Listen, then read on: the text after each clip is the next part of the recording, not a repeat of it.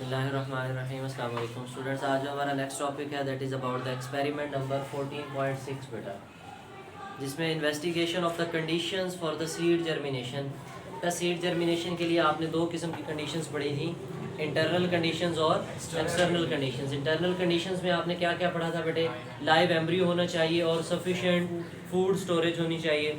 और external conditions में आपने क्या क्या पढ़ा था बेटे? टेम्परेचर है, ऑक्सीजन रिक्वायरमेंट है, वाटर अवेलेबिलिटी है, लाइट की अवेलेबिलिटी है। ये सारे फैक्टर्स हमने देखे, तो हम वन बाय वन सबको डिस्कस करेंगे। पहले बैकग्राउंड इन्फॉर्मेशन पढ़ लेते हैं।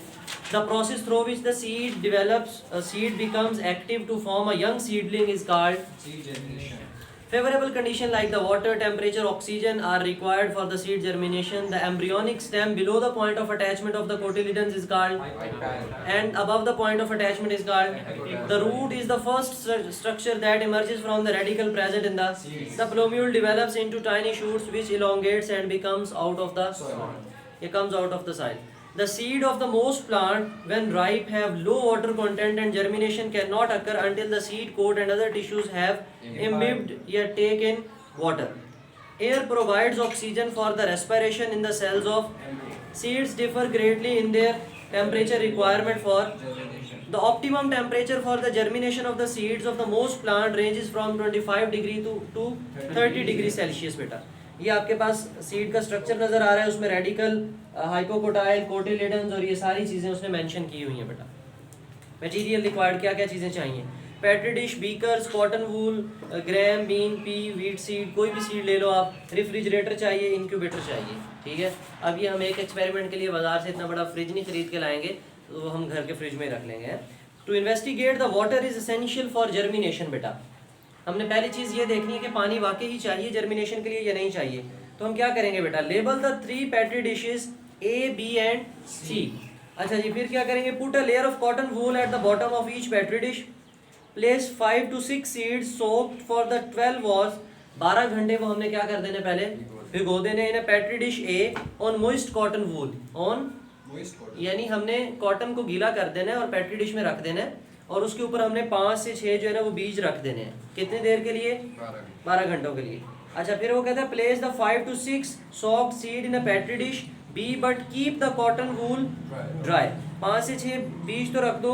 soaked seed यानी ऐसे बीज हो, पहले वाले तो ऐसे थे जो पहले 12 घंटे हमने भिगोए रखे हैं, पिछले 12 घंटे हमने, फिर हमने उसको रखा भी गीली कॉटन के ऊपर, रखा भी, लेकिन अब हम 5 से 6 बीज रख रहे हैं, लेकिन ये बीज सॉफ्ट सीड तो हैं, लेकिन इनको गीली कॉटन के ऊपर, ये पिछले 12 घंटे हमने भिगोए तो थे, लेकिन ये जो है ना वो ड्राई कॉटन के ऊपर रख दिया। और फिर कहता है place 5 to 6 unsoaked seed of the gram in a petri dish C on the dry cotton wool बेटे। Leave 3 petri dishes for few days, कुछ दिन के लिए इन पेट्री डिशेज को ऐसे ही पड़ा रहने दें, ठीक है।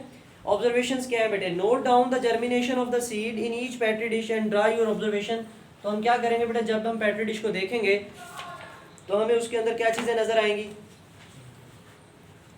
जर्मिनेशन। हमें पता चल जाएगा कि कहाँ जर्मिनेशन हो रही है या जर्मिनेशन नहीं हो रही बेटा। अगर हम इसकी जर्मिनेशन की बात करें तो इसकी जो जर्मिनेशन है कौन सी वाली पेट्री डिश में होगी बेटा? बताओ। फर्स्ट वाली किससे लेबल किया हमने? ए वाली से। बी वाली में होगी तो डिले होगी या नहीं होगी, और सी वाली में बिल्कुल ही नहीं होगी। चलें जी, लिखें फिर कंक्लूजन में क्या लिखेंगे हम? Water is necessary for seed germination बेटे। Water is necessary for seed germination. ये ऑब्जर्वेशंस में भी मैं लिखवाता हूँ आपको बात, ऑब्जर्वेशन में भी लिख लें पहले, ये बात पूरी कर लो ना। Water is necessary for seed germination. Observations में आ जाओ, ऑब्जर्वेशन में लिखो germination occurred in petri dish A, not in B and C। Germination occurred हुई किसके अंदर बेटा? पेट्री डिश A में, B और C में नहीं। यहाँ से हमने ये अंदाज़ा लगाया, कंक्लूजन निकाला कि water is necessary for.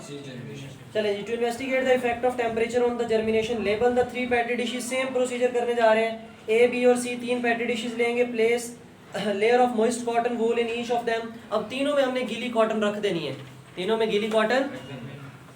Put 5 to 6 soaked seed in a petri dish। फिर प्लेस द पेट्री डिश, एक पेट्री डिश को, जो पहली पेट्री डिश है उसको हमने 35 डिग्री सेल्सियस पे इंक्यूबेटर में रख देना है। पेट्री डिश बी जो है बेटा उसको 4 डिग्री सेल्सियस पे हमने इसको रेफ्रिजरेटर में, फ्रिज में रख दिया हमने। And petri dish C at room temperature जो कि 20 डिग्री है वहाँ रख दी है। Leave the 3 petri dishes for 1 week, एक हफ्ते के लिए रहने दो। एक हफ्ते के लिए क्यों रहने दे रहे हैं? हम उसको जर्मिनेशन टाइम दे रहे हैं बेटे। क्या दे रहे हैं? ऑब्जर्वेशंस में क्या है बेटा? ऑब्जर्वेशन के लिए क्या है? सेम चीज़ के note down the germination of seed in each petri dish and draw your. बेटा जो हमारे पास रेफ्रिजरेटर में रखा हुआ है उसके अंदर 4 डिग्री सेल्सियस के ऊपर तो जर्मिनेशन ऐसा समझो ना होने के बराबर होनी नहीं है, ठीक है। तो जो हमने रूम टेम्परेचर पे रखा है उसमें थोड़ी सी डिलेड होगी, उसमें डिलेड होगी। और जो हमने इंक्यूबेटर में रखा है, इंक्यूबेटर में कितने टेम्परेचर पे रखा था?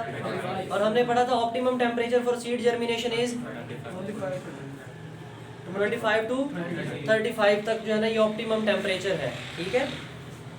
तो लिखें बेटा जर्मिनेशन अकर्ड, ऑब्जर्वेशन में लिख लेना। ऑब्जर्वेशन में जगह बनी हुई है आपके पास?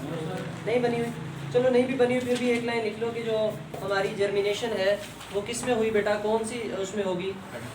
पेट्री डिश में, ए वाली में हो जाएगी, ठीक है। Occurred in a petri dish.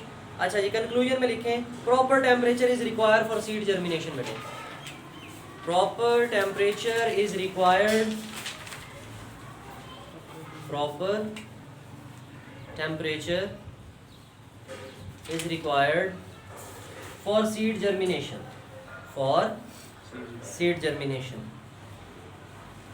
Proper temperature is required for seed germination.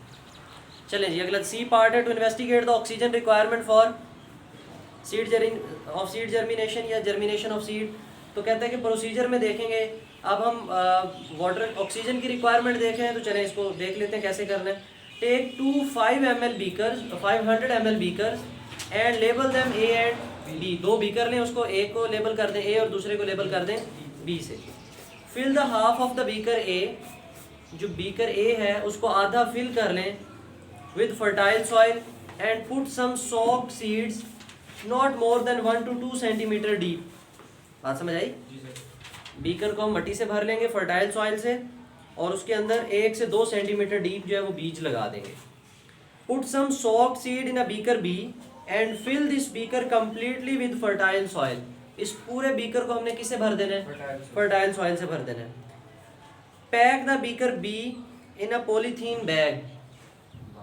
Beaker B को जो है वो हमने शॉपर में बंद कर देना है या एल्यूमिनियम फॉइल लगा देनी है ऊपर, कुछ भी कर देते हैं हम। Keep the beakers for few days, keep the beakers for. अच्छा अब जरा बात सुने, कौन से बीकर के अंदर हवा जाने की जो है ना वो कैपेसिटी थी? ए वाले में, क्योंकि उसको हमने आधा फिल किया था, आधा, तो उस जो आधी जगह थी ऊपर वहां पे क्या थी? हवा। उस हवा में क्या थी? ऑक्सीजन। और वो ऑक्सीजन किस काम आई होगी? रेस्पिरेशन ऑफ द एम्ब्रियो और for the germination of seed, उसके काम आई होगी बेटा। तो हम यहाँ पे लिखेंगे कि जर्मिनेशन किस में हुई बेटा? Germination occurred in beaker A, लिख लो जी।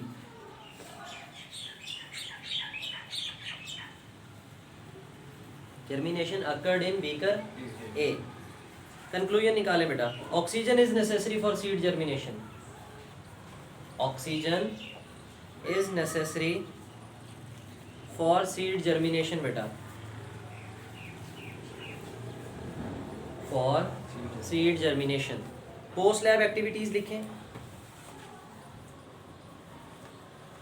If the temperature is 50 degree but other conditions for the germination are suitable, whether the seed would germinate or not?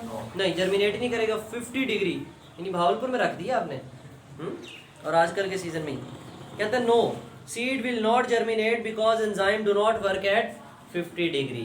50 degree पे वो एंजाइम्स काम, आपसे कोई पूछे इतने हाई टेम्परेचर पे बीज क्यों नहीं उगेगा? उसके एंजाइम काम नहीं करेंगे।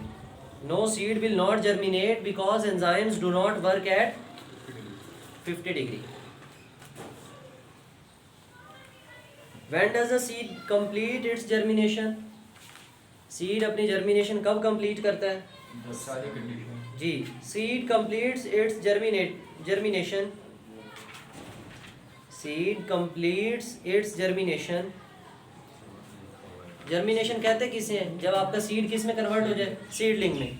Eight emergence of the plant leaves, at emergence of the plant leaves, जब पौधे के पत्ते निकल आए, आपको लगे कि अब छोटा सा पौधा बन गया है, सीडलिंग बन गई है, पत्ते शत्ते नजर आने लग गए हैं, तो इसका मतलब आपका सीड जर्मिनेट हो गया। Seed completes it's germination at the emergence of the plant leaves, at the emergence of the plant leaves. बेटे इस होल टॉपिक में कोई क्वेश्चन हो तो आप कमेंट सेक्शन में पूछ सकते हो। थैंक यू, अल्लाह हाफिज़।